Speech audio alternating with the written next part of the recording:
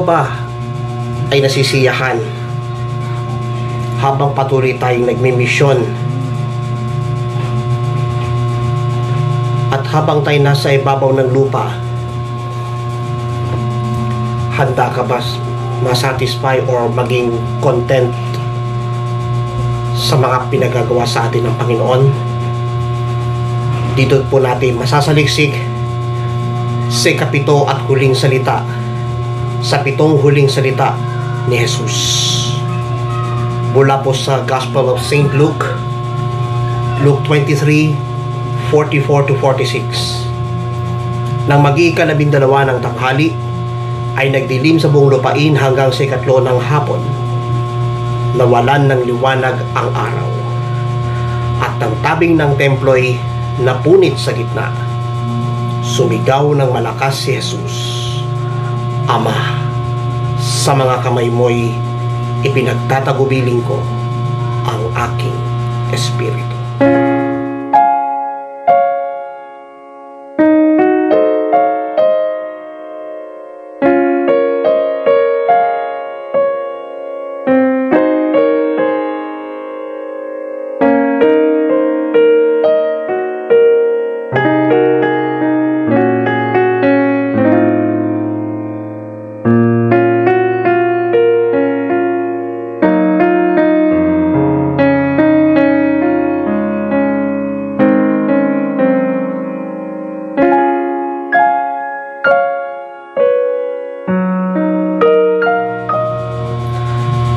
Salita ng kasiyahan, sa Ingles, word of contentment. Yan po ang kahulugan ng ikapito at huling salita na galing sa ating Panginoon. At isipin po natin, tayo po na nandito pa sa mundong ito, patuloy tayong ginagabayan at patuloy pa tayong sasamahan ng Panginoon. Alam niyo po na papalapit ng humingalo at malapit na mawala ng buhay ang Panginoon. Ang buong paligid kung saan nakatayo ang krus ni Jesus at ang krus ng 2 tulisang nakabitin, nagdilim ang buong paligid. Kaya lahat ng tao nakasaksi, nagulat, at medyo kumulimlim ang paligid. Maging ang tabing ng templo nahati sa gitna. At sa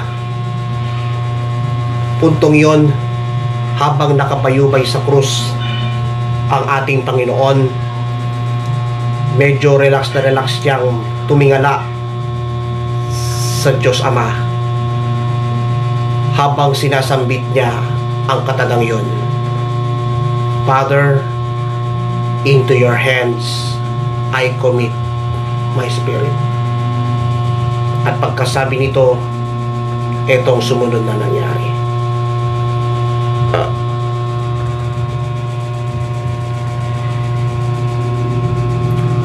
Ganyan ka-relax ang ating Panginoon.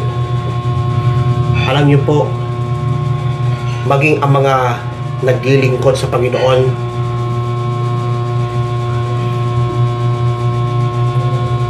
dumaan din sa kamatayan. Kagaya ng mga ilang preachers na umuwi na sa piling ng Panginoon.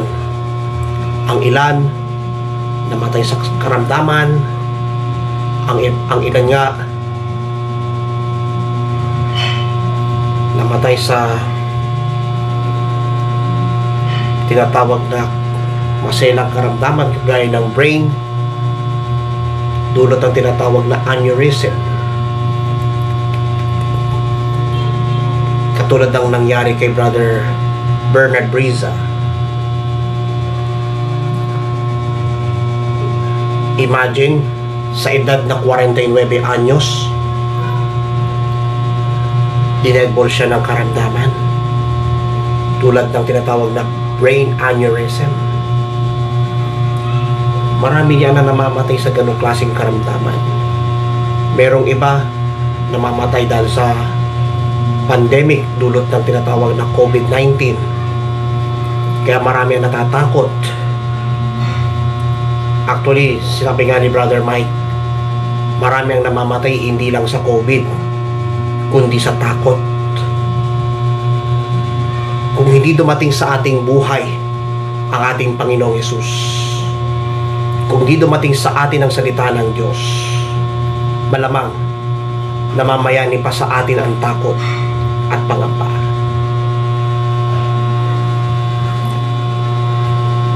Kumbaga, mayroong word of contentment na sinabi ni Jesus. Malamang pagdating ng time na tayo lilisan sa mundo, maaring sambitin natin yung sinambit ni Jesus. Into your hands I commit my spirit.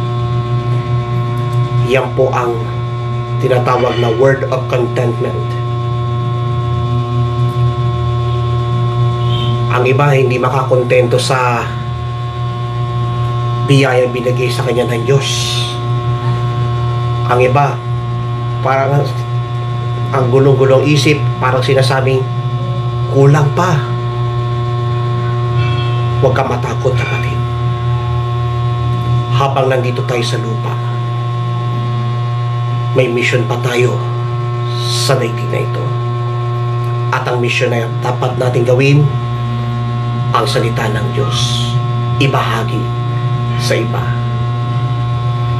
At para lahat ng mga suliranin kayang-kayang solusyonan ng makapangyarihang salita. Sama-sama tayong manalangin. Sa ngalan ng Ama at ng Anak at ng Espiritu Santo. Amen. Diyos naming Ama sa langit, maraming salamat at patuloy mo kaming bigyan ng lakas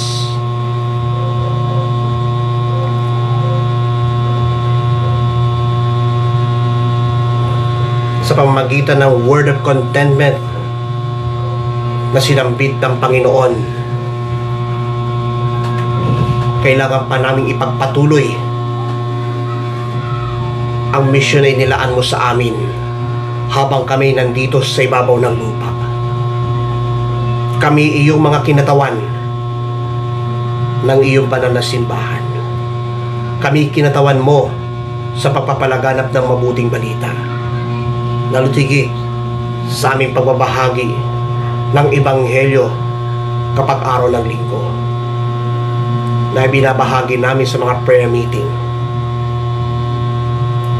Patuloy mo kami samahan, ingatan at gabayan sa aming pang-araw-araw na buhay. Sa ngalan mo, Jesus. Sa ngalan ng Ama at ng Anak at ng Espiritu Santo. Amen at Amen. The second last word of Jesus on the cross. Father, into your hands I commit my spirit. I would like to start my reflection borrowing the reflection of Father Marcel Santiraros, a missionary from the Congregation of Xaverian Missionaries of St. Francis Xavier, which for me is very beautiful and worth sharing. And I quote, Jesus' last words are a prayer shouted into the dark heaven. Father, into your hands I commit my spirit. The words are taken from Psalm 31, one of the Bible's most eloquent prayers that swings in mood from anguish to thanksgiving. Luke the evangelist made only small change in citing the psalm with the addition of address, Father. 3 times in Luke's Passion narrative, Jesus addressed his Father in prayer, entrusting his life to God's will on the Mount of Olives, pleading for forgiveness on behalf of his enemies, and now at the moment of death. Luke clearly states that the spirit of trust in a faithful God accompanies Jesus in death. And having said this, he expired. Even though the powers of darkness seem triumphant, Jesus dies confidently, entrusting his spirit into the hands of his Father. The power of darkness has been defeated by Jesus' trust in faithful God. Jesus was fully committed to God's will and had set his face toward Jerusalem. Remain faithful to the end. Jesus' exodus was completed, and he would return to God in order to lavish on the world the spirit of forgiveness and salvation. Jesus has been at the mercy of ants, and that had no mercy. For as he had told them, it was their hour. Then he prayed this final prayer: Father, into thy hands I commend my spirit. Things change when we put them in God's hand. What Satan thought would be a defeat, in God's hand is our victory. What Satan thought would be our shame, in God's hand is our success. What Satan thought we would be a weight down, in God's hands is our way out. What Satan thought would be our midnight, in God's hands is our morning. When Satan thought would have our limping, in God's hands is our leaping. What Satan thought would be our stumbling block, in God's hands is our stepping stone. As a wife, mother, and a catechist, life is so challenging for me. It was then when I was retrenched from my well-loved work as a campus minister of one of the Catholic schools here in Davao City. Darkness over my life, and I was so depressed. But when I said in my prayers, not my will, but your will be done, Lord, new opportunities opened. My Lenten journey this year is challenging, since I have to seek God's guidance and enlightenment, as I will make another major decision in my vocation as a Catechist. I need to pray the last words of Jesus on the cross. Father, into your hands I commit my spirit. I may not die physically today, but I need to die in my own wants and desires. I have to let go and let God. May Jesus, the perfect steward of the Father, guide me. As I end my sharing, pray with me with a prayer of Saint Teresa of Avila. Let nothing disturb you. Let nothing frighten you. All things are passing. God never changes. Patience obtains all things. Whoever God lacks nothing, God alone suffices. And when death comes my way, I hope and pray that I can utter the words of Jesus. Father, into your hands I commit my spirit. Amen. Sa kanyang pagdurusa sa krus,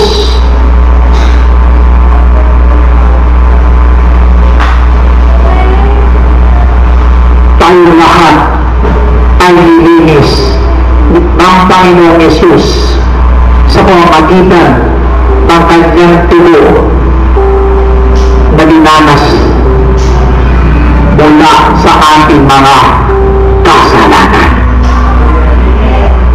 Para kagaya ng ginawa kong awit itinilikha ko po. Sabi nga ng sangaling, Panginoong Jesus, kami iyong hamuin. Panginoon, kami iyong patawarin. Kasalanan ng mundo ay inahumo. Sa krus ng Kalbaryo, kami iyong tubusin. Panginoon, Jesus, kami iyong hamuin. Panginoon, kami iyong patawarin. Kasalanan ng mundo ay inahumo. Sa krus ng Kalbaryo, kami iyong tubusin. Sa iyong panalangin at mga sugat, banal mong dugo na umaabot sa krus. Sama namin ngayon ang pag-ibig mo, Panginoon. Salamat sa kamatayan mo sa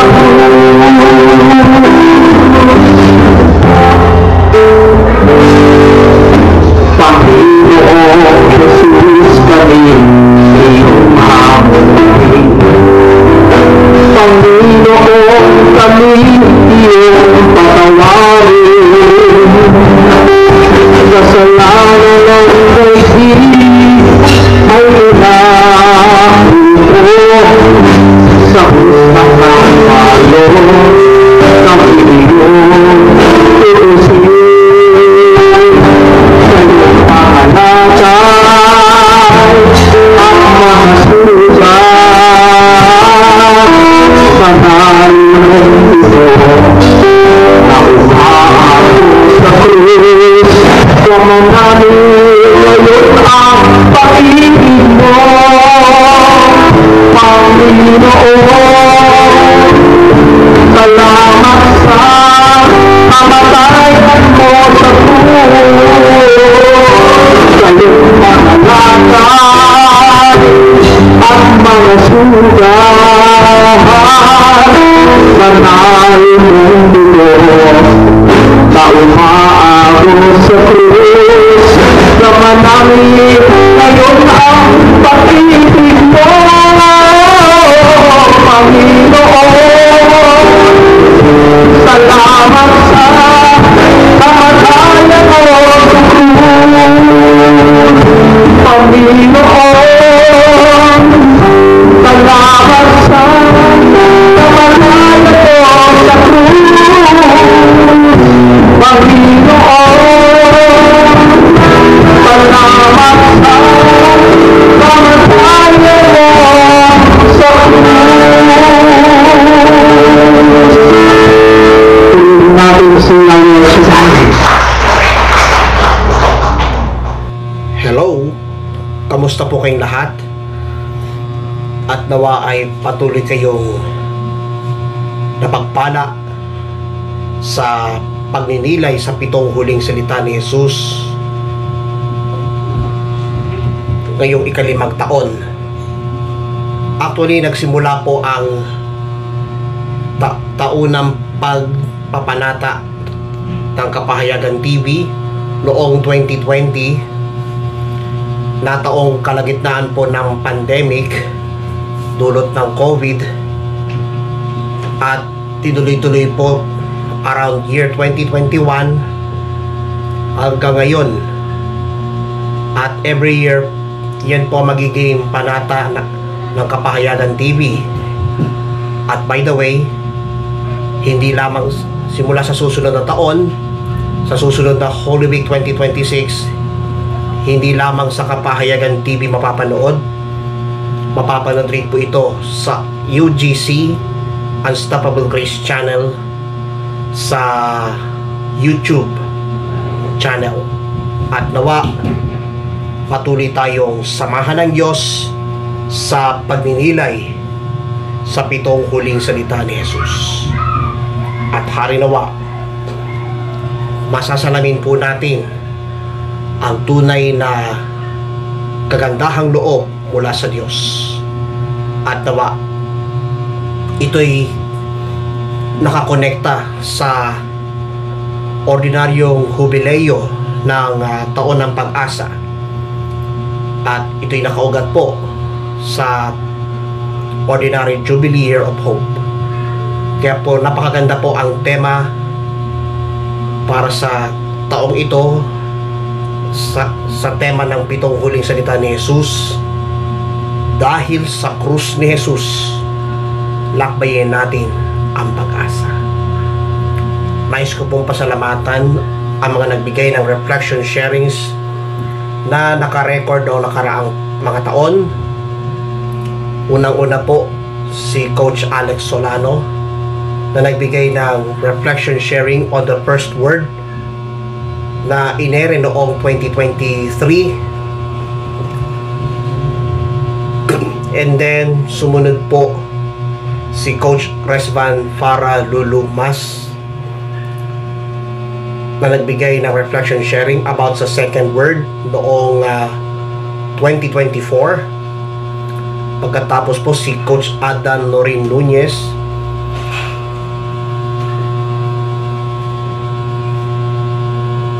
na mayroong reflection sharing na title ay Make My Love to You or For You, nahalaw sa 3 salita na ibinahagi noong 2024. Si Coach Anjo Murani na nagbigay ng 4 na salita na siyang reflection sharing noong 2023. Maging si Coach Mau Tolentino, ang program host ng Simple Mau, na siyang nagbigay ng reflection sharing on the 5th word noong 2022. Si Coach Pia Manzano Bain na nagbigay ng reflection sharing noong 2023 patungkol sa 6 na salita.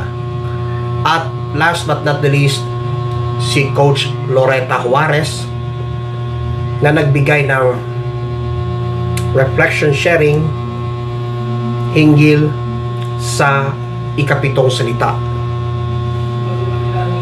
Kaya maganda po na patuloy tayong samahan ng Diyos sa pagbubulay-bulay ng mabuting balita. Kaya sa panahon ng mahal na araw, huwag tayong mawalan ng pag-asa. Huwag tayong sumuko. Humarap tayo sa Panginoon. Bibigyan tayo ng lakas upang lahat ng mga suliranin sa buhay kayang-kaya mapagtagumpayan sa pamamagitan ni Kristo na nagbibigay ng kalakasan. Sabi nga ni San Pablo Apostol, I can do everything through Christ who gives me strength. Philippians chapter 4 verse 13. Sabi pa nga ni Apostol San Pablo sa mga taga Roma, Roma 6:23,